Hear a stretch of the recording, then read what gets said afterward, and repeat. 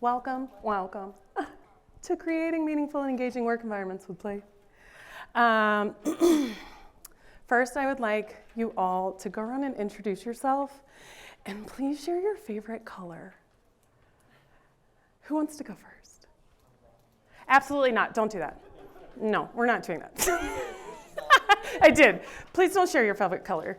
Who heard me say that and thought, I'm going to go. I would rather not be here. We have a lot of hands. They're like, no, we're not doing that again. And we're going to learn about how not to do that with your teams. Please don't ever ask them anything favorite ever again. Oh, our slides are gone. It says confidence. Am I exuding confidence? Yes. Good, because I don't know what we're seeing next. Oh, this is the part where I welcome you all and say thank you to Denver Startup Week and all of our sponsors who are amazing. Emerge in the back. Thank you. Give them a round of applause because I get to be here. And then also Jake Jabs.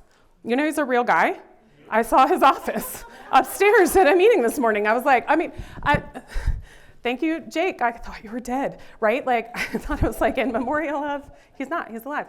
So we are part of the Peekable track, sponsored by Emerge, etc. And if you would like to take pictures, please do. Take pictures of your toys, share the hashtag, Den Startup Week. You all have heard this multiple times. More sponsors, there's a lot. This is a huge event, right? Is this anyone's first session? Really? Oh, wow, yay, welcome. Make sure you go to HQ, all that stuff. It's a really good time. More sponsors. It's me, hi. I am Acey Holmes. I'm the founder and CEO of BoredLess. So many of you, raise your hand if you're in HR.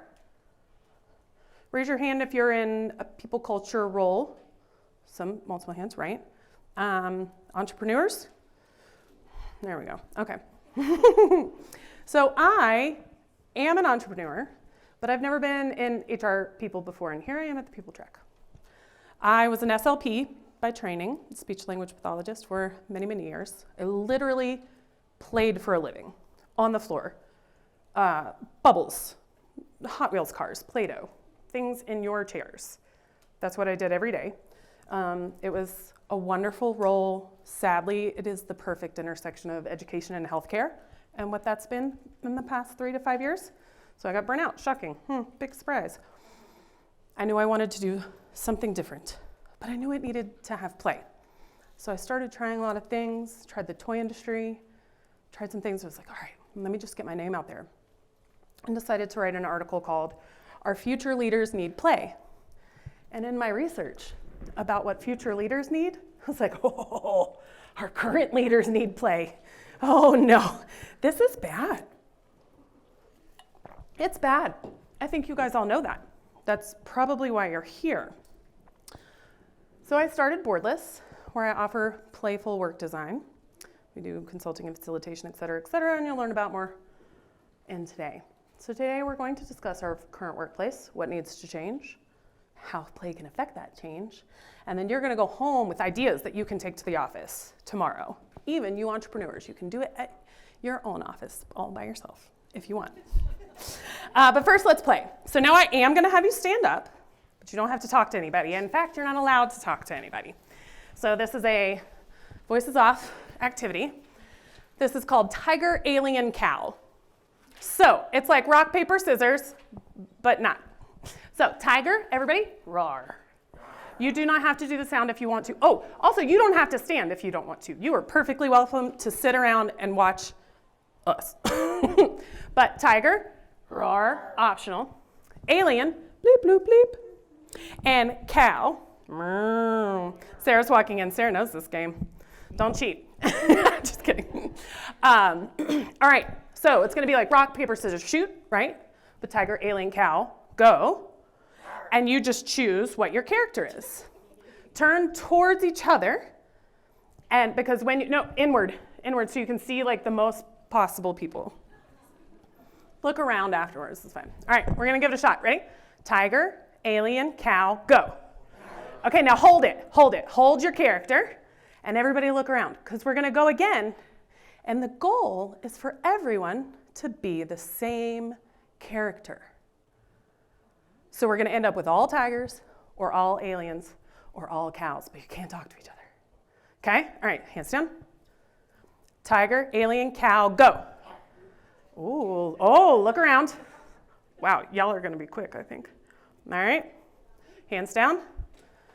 Tiger, alien, cow, go. Jill. Oh! She's the mammaways. She's for when the mammaries are away. I didn't even think about it. All right, one more time. Tiger, alien, cow, go. Is it yes? Yes? Is everyone an alien? 3 rounds for this many people? Do we have one tiger? That's okay. That's okay. It's okay. We embrace somebody yesterday talked about being an apex predator, so you're just in your communication wheelhouse. It's fine, it's fine. Thank you for playing. We're about to learn why we did that and how that was actually helpful for you. We're gonna get a little nerdy about it. I'm not gonna go through statistics. Get on Gallup, look up HBR. Like, you've all read articles probably yesterday. Employee engagement sucks. We know this. This is not new at all. We still have to talk about it because it's not getting better. Not only is engagement jacked up, we've got this transition of core skills that are going to be changing. So the World Economic Forum, that's who it was, found 44% of these core skills are going to change by 2028. And I've got specifically which ones they are later in the session, but they, to me, are pretty fascinating. What I do like to talk about when we think about it, unengagement, disengagement, is why. So we know all the numbers, but it's not salary. It is not salary. If you leave with one thing, you cannot pay your people more to be more engaged. It will not work. What it is feeling unvalued, poor recognition. There are wrong types of recognition that can backfire. These are usually the people that get sort of, they have the quiet quitting ones named. They're like, I'm not gonna work hard anymore because no one even notices my hard work. So I'm gonna do bare minimum until I can slide right on out. Some people are bored. If you're bored, you're disengaged in doing literally anything in your life. So hands down, if the work they're doing is boring, they'll be unengaged. And in the pandemic, a lot of people found things that were just better. It's not always surfing, but a lot of people so one of the things I did as a speech pathologist, because you have to go into people's homes, that wasn't happening during the pandemic. They tried to make me, that's also part of why I left, is I started to do some data entry just for, it was my dad's company. It was literally looking up how much construction machines cost to rent and putting them into a spreadsheet. And I found that nice. For whatever the way my weird ADHD brain works, that was lovely for me. And would I have ever considered that as a speech pathologist? Absolutely not. But this is what happened to a lot of people during the pandemic.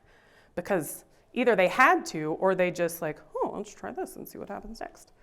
So these are why our people are unengaged. See, salary's not on this page. Money is not it. So what do we need to do? We need to have leadership that is focused on these things. Integrity, honesty, whatever meaning you want to put behind that word. The leadership needs to be collaborative. Leadership needs to be collaborative across the hierarchy, not just in their C-suite meeting, not in their product team, across the board. Clear communication with a focus on listening, connection, and vulnerability. Again, across the entire hierarchy. If there are people in the company that have never even seen the CEO and it's a situation, well, hey, Zoom. If there are people in your company who have never seen the CEO's face, problem A. They should be everywhere. All the leadership should be everywhere. Because, look at my flexibility. Flexibility. Oh, and mission. What the? Anyway, this is what employees want. This is what they're looking for. This is it's not about salary, right? People want psychological safety. Some people have to demand physical safety in the workplace. They want inclusion. They want flexibility, and they want to feel like they're working towards a mission. That links very directly back into the boredom aspect, because I was putting numbers into a worksheet, but I found meaning in it. Again, that was a little bit of my weird ADHD brain, but if you can help your people find meaning, that will get away from the boredom, and that's what they want, is to have a mission. Play is the answer to all of this, which I think is why you're here, because you're like, what? Well, not Sarah. Sarah's like, yes. So take your paper, please, your blank sheet of paper, and we're going to play a little magical thing where I grant you, I am your fairy godmother, and I'm granting you a free hour. And not a free hour as in, oh yes, I can go to the post office, good. All right, I need to, whatever. If should is in front of it, that doesn't go in this free hour. You have a free hour, like a legitimate, we stop the earth and the sun and all that. And everybody else freezes. It's like, oh, I'm aging myself. Saved by the Bell, time out. Everybody else freezes around us. We get to go do whatever we want. And I can give you any equipment you might need, and you can go anywhere instantly. And you'll be back in an hour sitting in this chair as if nothing else ever happened.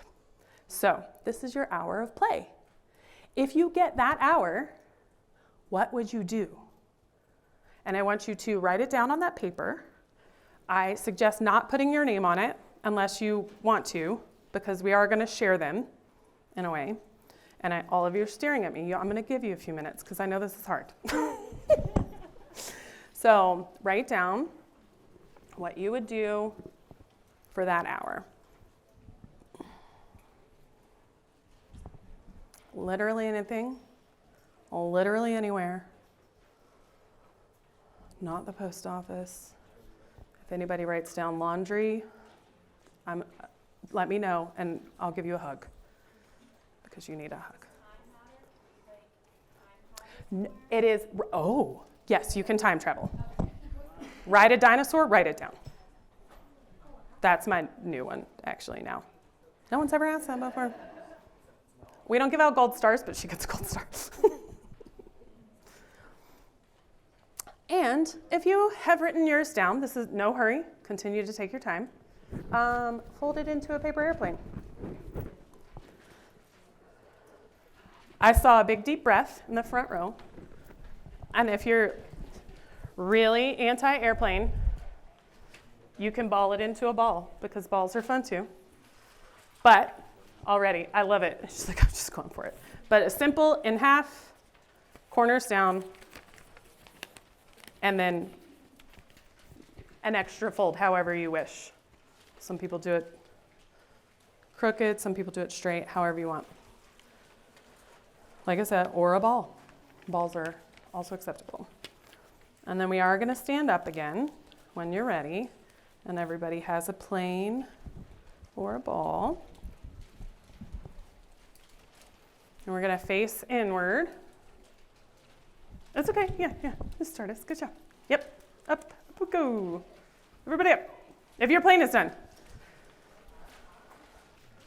Got some good looking planes. Oh, listen. See, and there's people who know how to make real fancy planes. Oh, this one's going to be cool. No.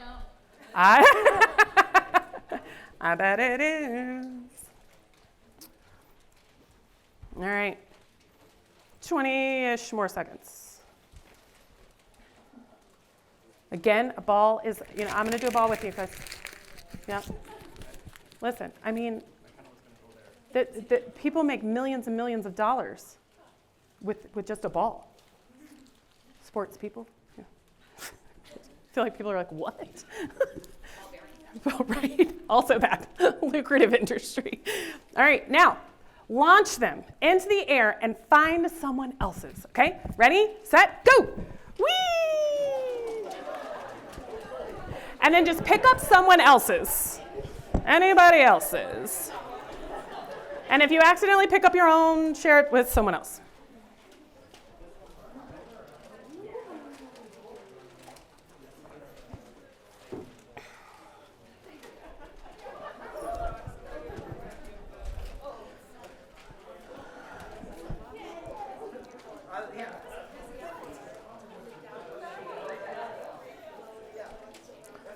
All right. We can sit back down if you'd like. You can stand if you want. I usually stand during these things. Did everybody get somebody else's? Looks like they did.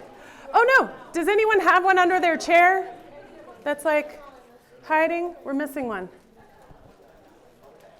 Somebody else just tell her yours. Perfect. Okay. Does anybody have one that's exactly the same as what they wrote down? Oh, really? Oh, we've got close. What were the, do you mind sharing what was close? Yeah, mine was take a nap during the massage. Oh, okay, so take a nap and take a nap during a massage. Okay, and you said, were you take a nap? Go ride a bike. Okay, that's good. Hiking and photos? And then in the mountains. It's shocking in Colorado. I can't believe some of you wrote that down. Did anyone pick up one where you went, no? What you got? Cardio workout. I did not mean to make that. ADHD doesn't really give you a chance to like monitor your facial expressions. I love this sport. Why is there a paragraph? Because there's options. Oh, no, you didn't. There was what? That's fantastic. What if one day you got 6 hours? I mean, maybe. But cardio workout. Okay. All right, girl. You do you. Okay. So that's play. Maybe that's play. This is play. What is play? There's no definition. If I asked you all to Google it right now, bet you'd all find a different definition. Andy's making me laugh. I bet you would all find a different definition of play. Because even the scientists and researchers at universities and whatever people that actually get paid to read stuff and write about it, there's no definitive one-liner about what play is. And what we do find usually mentions children and dogs. But that's not fair. So I read about this a lot, and I study it a lot. Universities don't pay me to. I just do it because I like it. And I came up with these 10 characteristics. Again, ADHD, we're not concise people. So 10 characteristics, this is based on research from Gökhan Günis, Renee Proyer. The Lego Foundation is like a third-party organization that studies this stuff pretty fascinatingly. Is that a word? It is now. So our first characteristic of play is it's personal, which we just discovered. We had 2 people in the room that had 2 of the same activities, and they were biking and hiking in Colorado.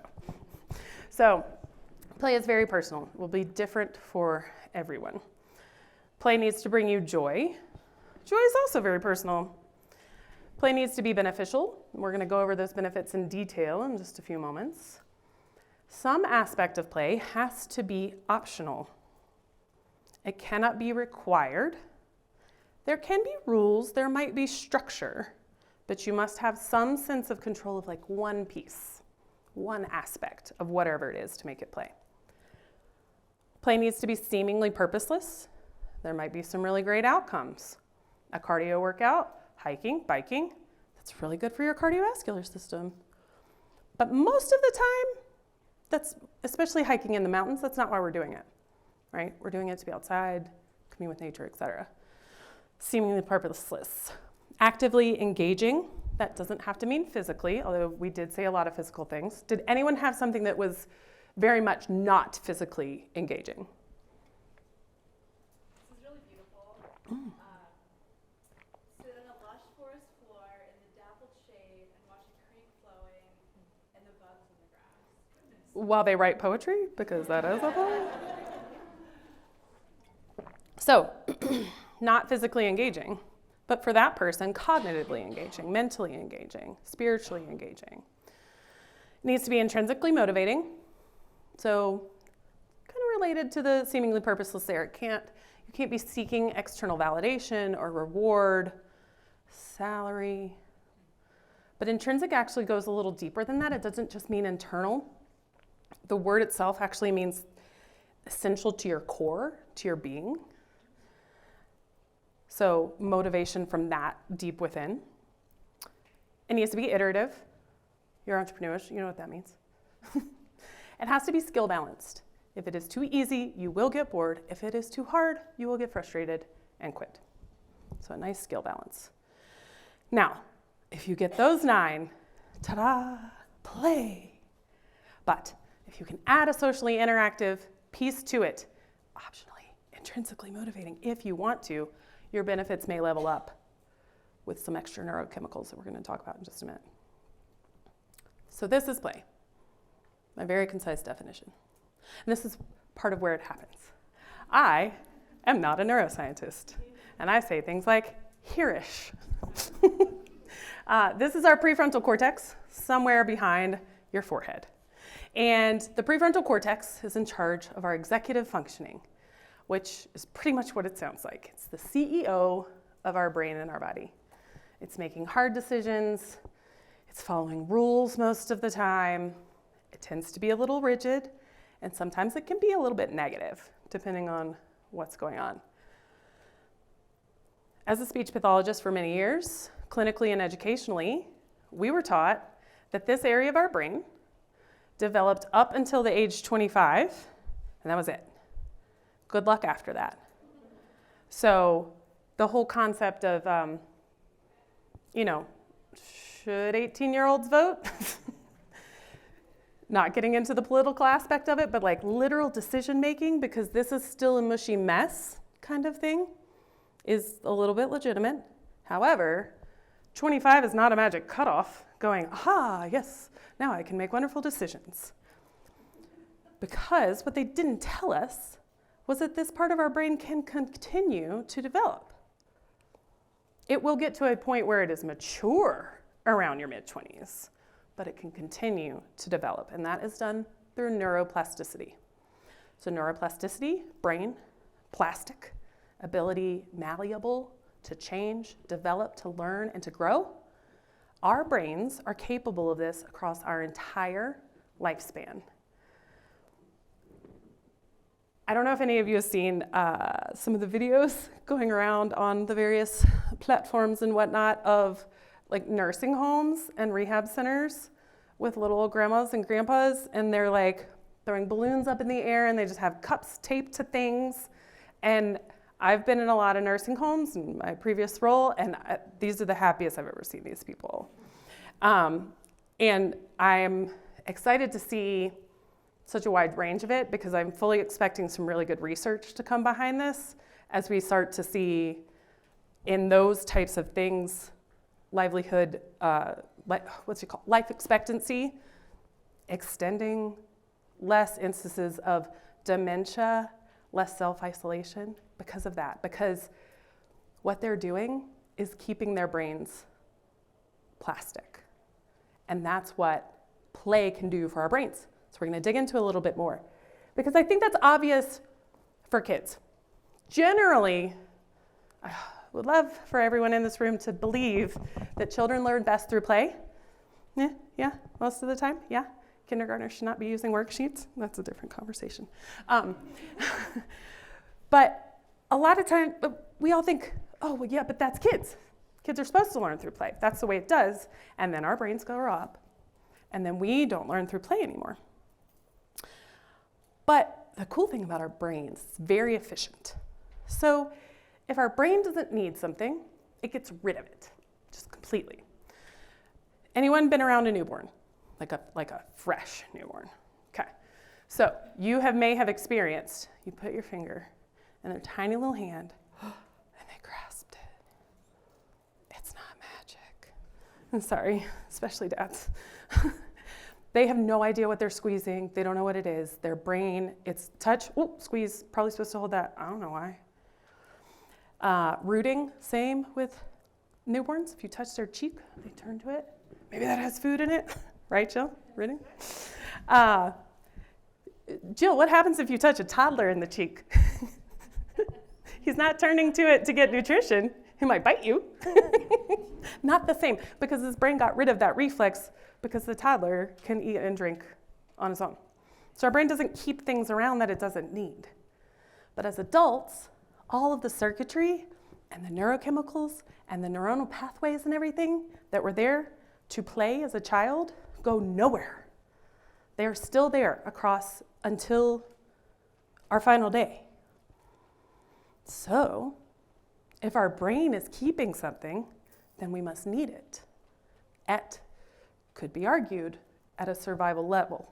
We are not going to go into the endocrine system today, but if anybody is just feeling like nerding out more later, let me know. We'll talk about that. So when we play, this is what we get. E is not a neurochemical. Well, that goes on the end of norepinephrine. Dopamine, serotonin, anandamide, norepinephrine, endorphins, brain-derived neurotropic factors. These are all the types of neurochemicals that we get when we play. And they are perfect doses. They're just what your body needs in the moment to get it. Some of us may have read things about dopamine-seeking behaviors and that dopamine can become almost dangerous and that you can go too high for too long and then you don't get it back, blah, blah, blah. If you can literally level this out with play. It keeps dopamine in check. You get serotonin. Has anyone heard of anandamide? This one was new to me also. A researcher that I really like that talks about flow a lot compares all of these to street drugs. And I don't remember which one is meth and heroin, but I do know anandamide is THC. So anandamide is a neurochemical that is created safely in your brain, and it gives to you in just the right amount that just gives you the joyful part of what weed can give you. These neurochemicals also happen to be directly responsible for neuroplasticity, joy, creativity. Name something positive that you want in your life. These are the neurochemicals that give it to you. Some of them actually even support your reactions and regulation to stress and pain. So when you've got some nice doses of these chemicals, you might feel less pain in a moment in whatever it is that's happening, to allow a little bit more for joy. That's getting into a little bit of our flow research, but it's good for here. Here's those benefits we talked about. This is a very short list. Not at all of them. But the 3 categories are pretty much across the board. This is too small. You guys are squinting. Sorry. Cognitive, physical. Physicals are obvious, right? Hiking, biking, whatnot. Good for your cardiovascular system. Nice for your mobility. Raise your hand if you ski, because we're in Colorado. Some research coming out that says skiing is the best physical exercise you can do for your brain as you age, as far as like an IQ kind of standpoint, from like functions, not functions, but like math and stuff. That skiing is actually best for that. It has to do with the muscles, minerals in your bones, in your legs, because that's the biggest bone. It's pretty fascinating. So all of that's pretty straightforward. But cognitive benefits, we start to see higher order thinking, problem solving, innovation.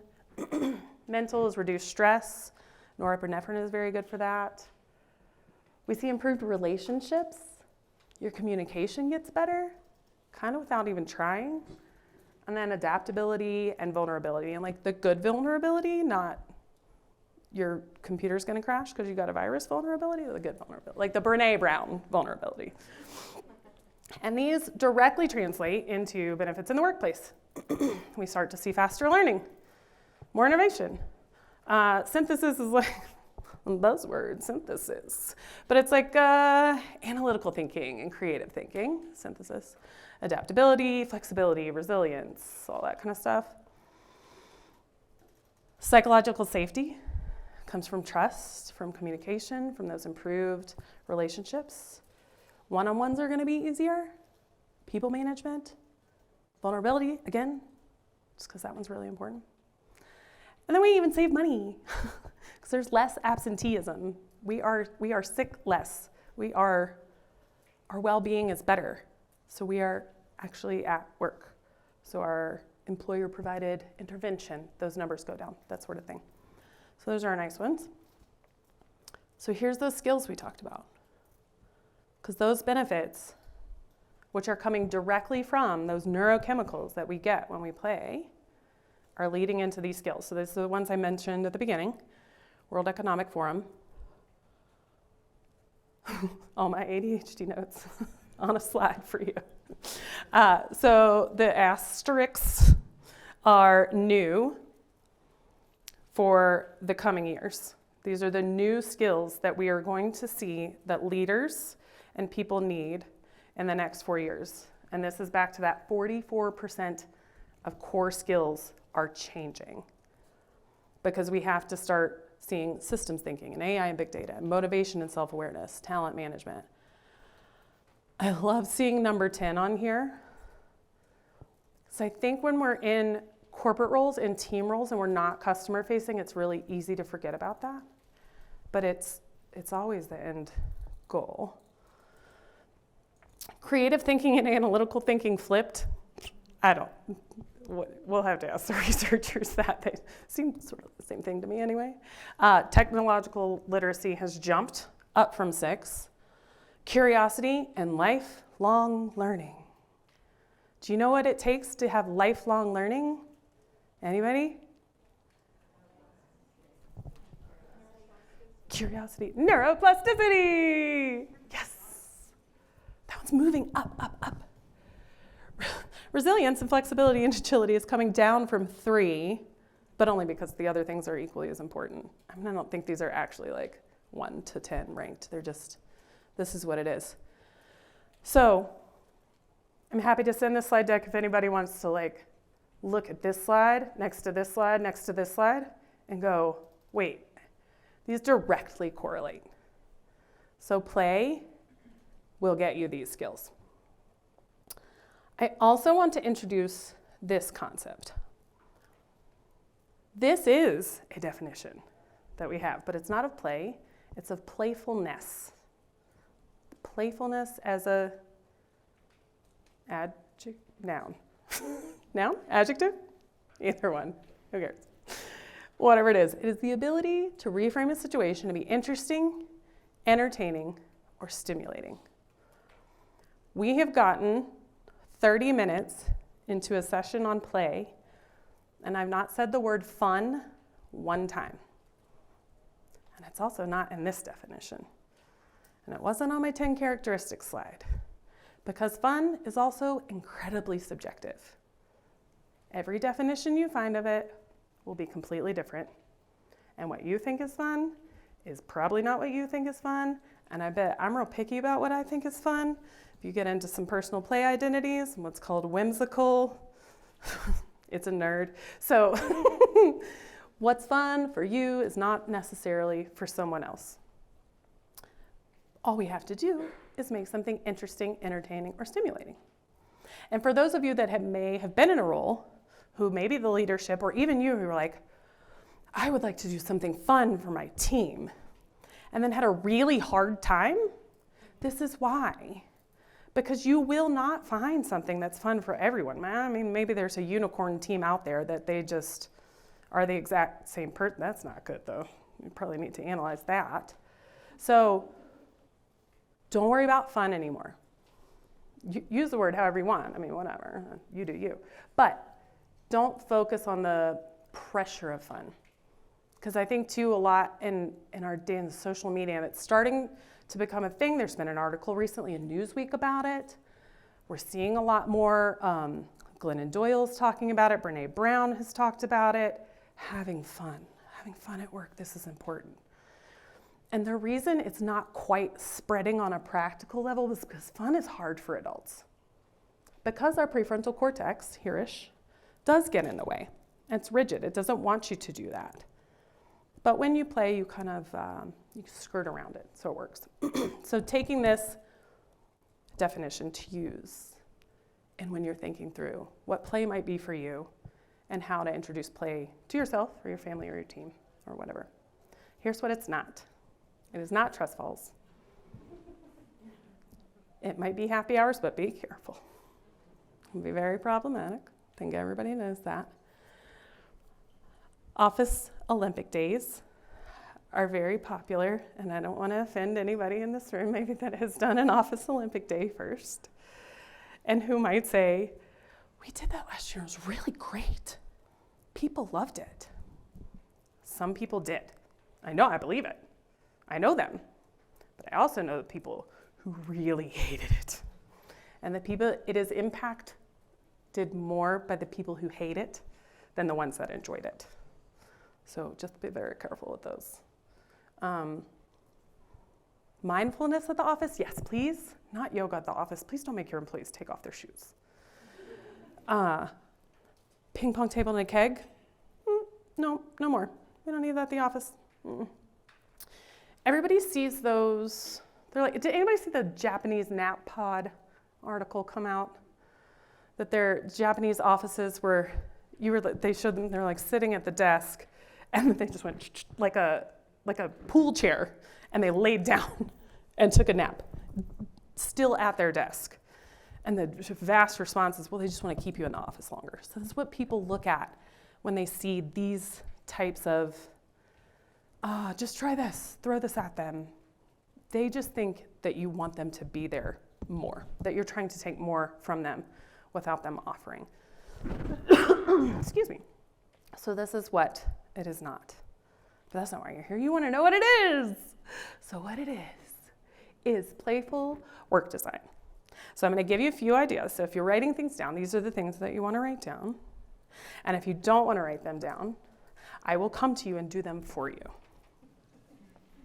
So think about your team. Think about your office plan. Think about your Zoom schedules, etc. Do you have a whole bunch of extroverts that are on different floors, that are in different time zones where it's not very easy for them to talk to other people constantly? Because that's what extroverts want to do. Do you have a bunch of introverts in an open plan floor space and they're dying inside a little bit each day? Are you forcing the introverts to be at their desk with their camera on all day, even if they're not on a call? That's a thing, you guys. Whew. So think about who your team is. I mentioned personal play identities. This is a little deeper than like a play personality. It goes into how people play, and it's a really good way to kind of tease out some of this extrovert and introvert, but then also putting into application for each person in the team how they might play well together. That is also a workshop that I do to figure that out. But other little things you can do regardless of your team makeup. Toys at anyone's desk. Just have a drawer in your conference room. Play-Doh, fidgets, Lego, whatever. Meeting's about to start, toss them on the table. Make sure you're modeling, showing the team, yes, this is a normal thing that adults do, because we don't think it is. But explaining to them why you're doing it too. Because even the tiny movement of clicking whatever it is, up and down, in and out, all that movement triggers some of those neurochemicals that give us, for a meeting, collaboration, innovation, productivity, like instantly. So just have it there, it's ready to go. For bonding, make team traditions. Please include your team in this process. Again, we are no forced fun. No forced fun in this land. Include them. Ask for some questions. One that I like a lot. That's a Hulk hand. No one can ever tell that, but that's Hulk. It's the Hulk writing an email. So it's a hero day. Every third Thursday, I don't know. Everyone chooses, you could either have a list or they could just come with whatever. They choose a superhero, famous person, whatever, and you pretend you're them all day at work. So if you're writing your emails like the Hulk, like, please get that back to me end of day. Hulk smash. You're like, okay, maybe tomorrow, that's fine. Or like start your meeting writing like Maya Angelou. Whoever it is you want to be, just come acting like them. Christopher Walken would probably be a really fun one to do the whole day. And icebreakers. No more favorites. No more favorites. No more interesting facts. I'm going to go a little dark here, but there are some people who legitimately don't think there's anything interesting about them. And every time we ask that question, that just kind of sits deeper in them, because someone else has done something really amazing. This also lends into the what'd you do last weekend question. Chad climbed another 14er. Of course he did. Thank you, Chad. Okay. While I had some Oreos and wine and watched all of Vanderpump Rules. Like, I'm not going to share that at the conference table. After today, I have a list up here, handouts for everyone, of, I don't know, 25 of them? How many things on there? 25 new questions that you can use. They're so much better. And you'll actually see, because the point of icebreakers, I always think we've forgotten what they're for. The point is to create connection. So you want people to see themselves and someone else in the room. If it's a new employee, maybe an introvert, someone who's neurodivergent, just wants to know that they're not the only in the room. Because many, many, many of us, for whatever reason, feel othered at work. It's way too common. And it is the point of an icebreaker. But what your favorite color is gonna make a difference? Blue. Me too.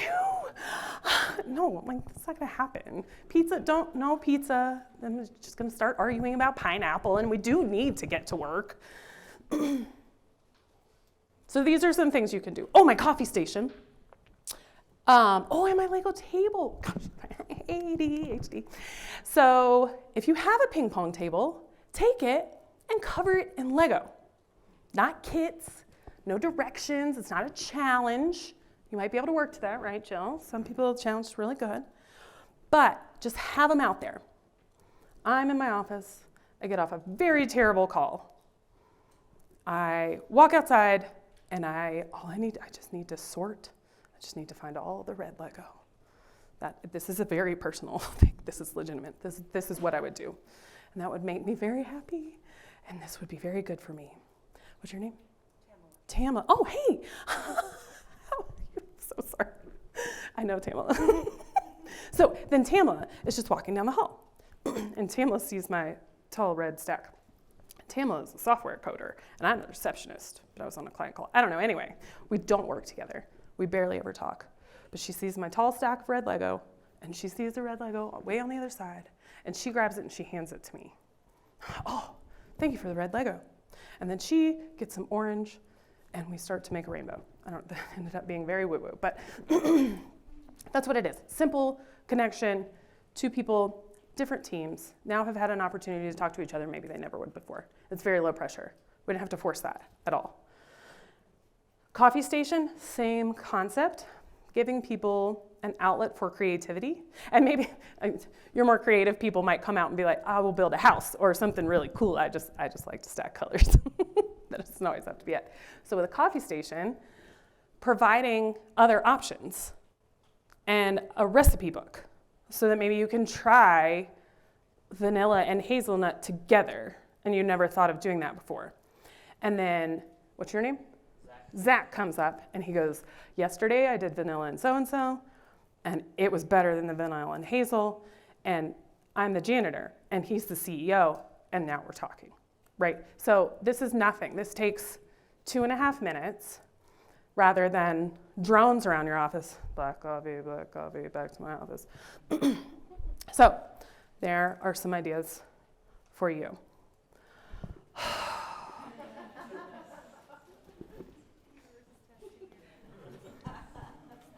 Cool. Recap. You guys can't even take a picture of the slide. I'll send it to you. Play is the most efficient and effective way to support your neuroplasticity.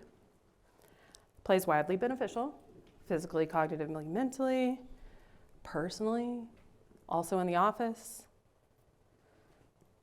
Teams and individuals that are playful experience all these wonderful things: creativity, joy, satisfaction, productivity. They're going to be engaged. This is the answer to disengagement. Play isn't just fun and games.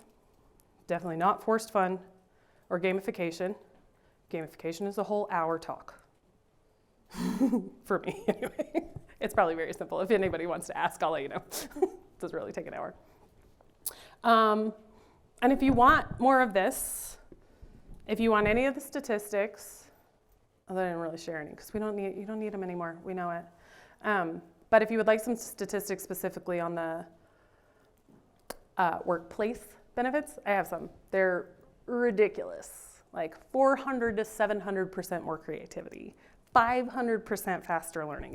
It's no, 230% faster learning, 500% more effectiveness, and that's the C-suite. That's crazy. So if you want more, let me know. And if you want more and you're like, I don't want to do it though, because maybe you're introverted, and that's fine. Just call me, and this is what I do, and I will do it for you. Thank you. Oh, Sarah, everybody was like, oh, no, she's here. Yay. We're going to do the giveaway.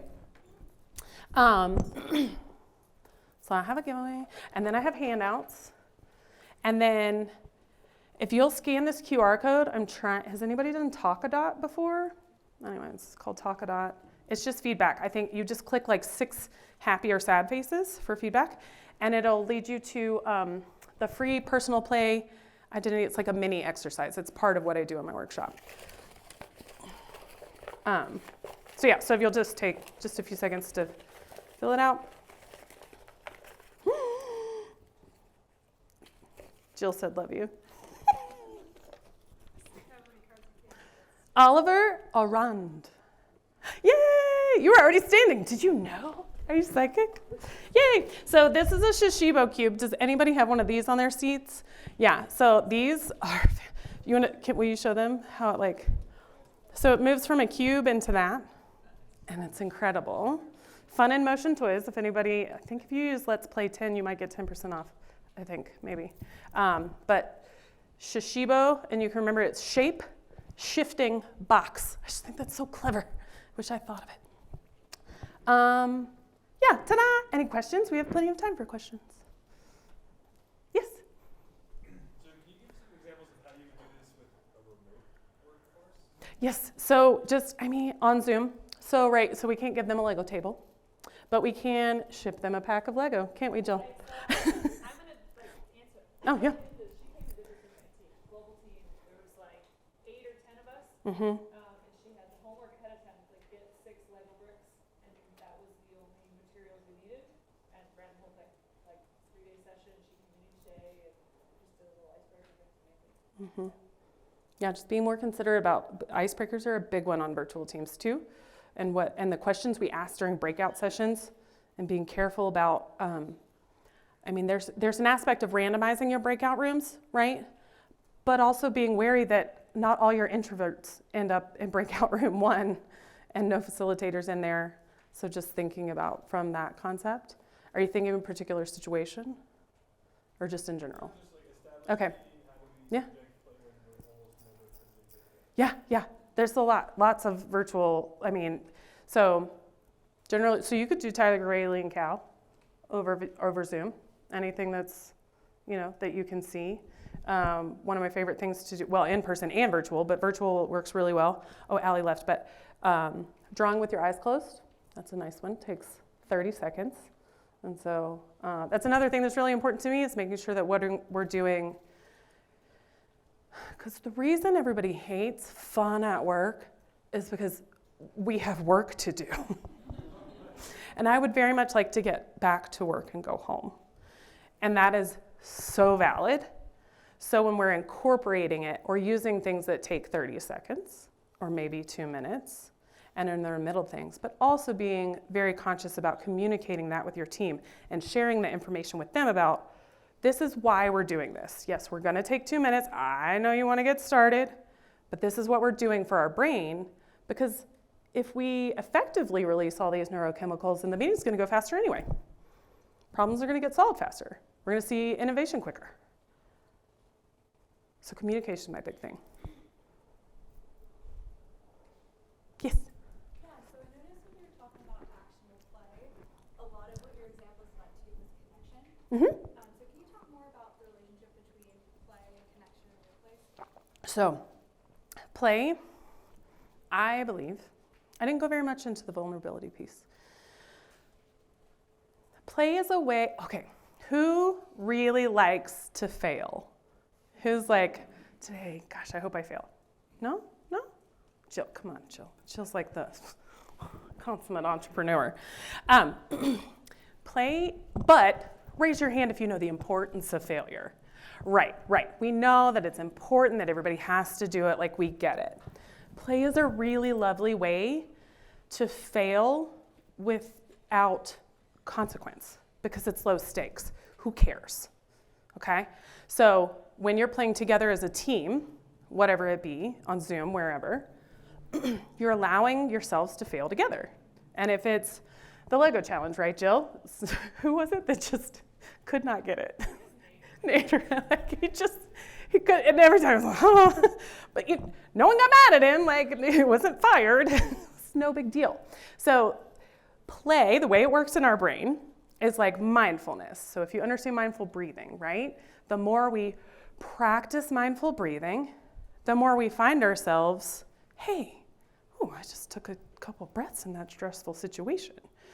So the more you practice it, the more you just kind of accidentally do it. Play works the same way. So when you're practicing failure communication, so the Lego challenge that we do is giving directions without looking. And so learning communication styles, how to do that. That was bad communication. What does little mean to you? Seeing that, seeing it go wrong, seeing how to rectify it together in a supportive, joyful way, interesting way, stimulating way. Then, when it's a client, our first reaction as a team is not lashing out, is less likely to be a lashing out. It's more likely to lend to, let's go back to, you won't be thinking, what did I do during Monopoly? But your brain will move to that space.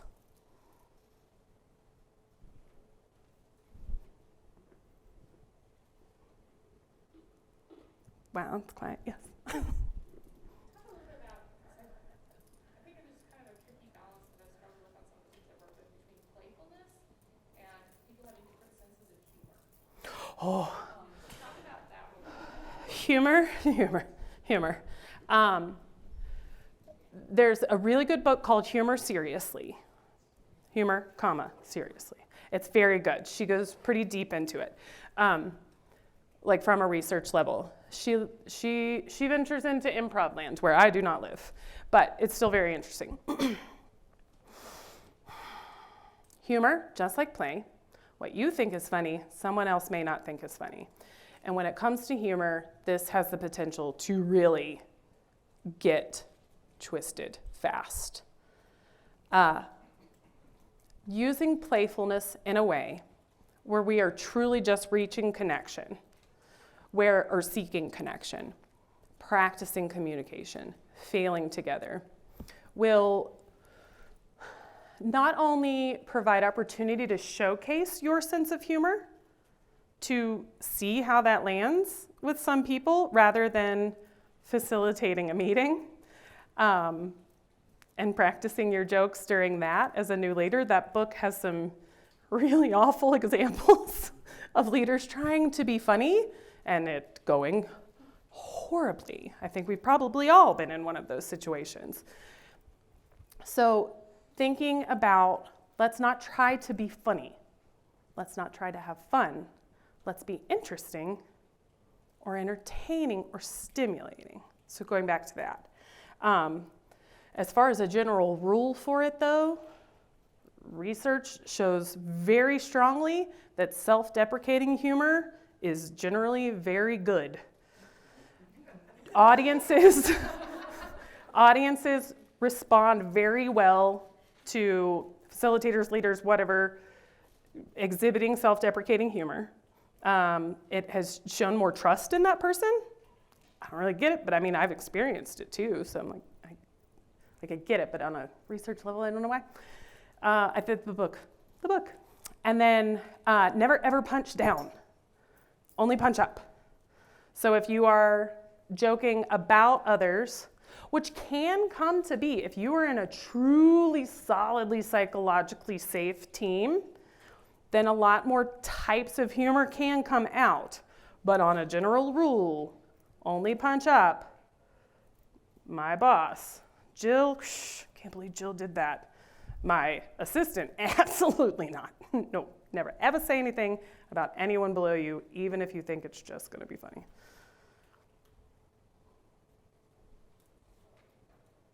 Yes? What about like if you're in a team or something like that where you're trying to introduce something like this? How do you deal with things? People who don't want any part of it. Digging deeper into the neuroscience of it. Like really going hard into, yeah. I mean, think about how long it took us to like, oh, okay, mindful breathing. Oh yeah, I guess we should do it that work. It took a long time, and it took a lot of education. So just being very upfront, lots of communication about it. I have a lot of good workshops on it. Steve? Hi.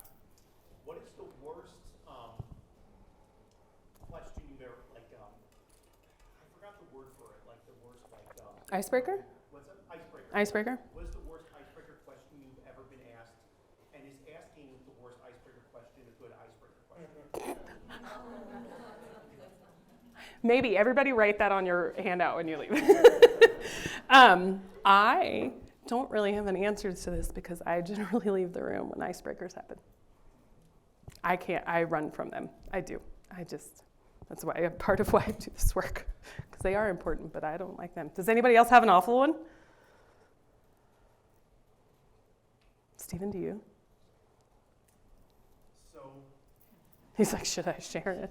I don't actually remember what the question itself was, but there was an all-hands meeting I was at Denver Airport in the year 2016, where whatever icebreaker question was asked resulted in one Colorado native essentially answering the question by saying that everyone that's come here in the last 20 years needs to go home. So whatever question that was.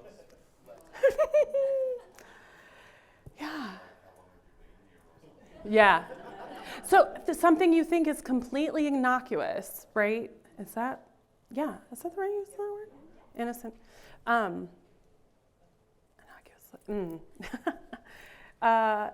So just being aware of what might come of it. And really just, for the most part with icebreaker questions, if you will just put yourself in the shoes of an introvert, or if you have a friend that's an introvert, ask them, would you answer this question if you were in a meeting? And they'll tell you. And it's probably no. So come get these handouts. Anybody else? I'm not rushing you, but I don't want to forget the handouts. That's mostly it, because I will. Any other questions? Oh, yes, please, teacher's assistants. Thanks. Yay, thank you.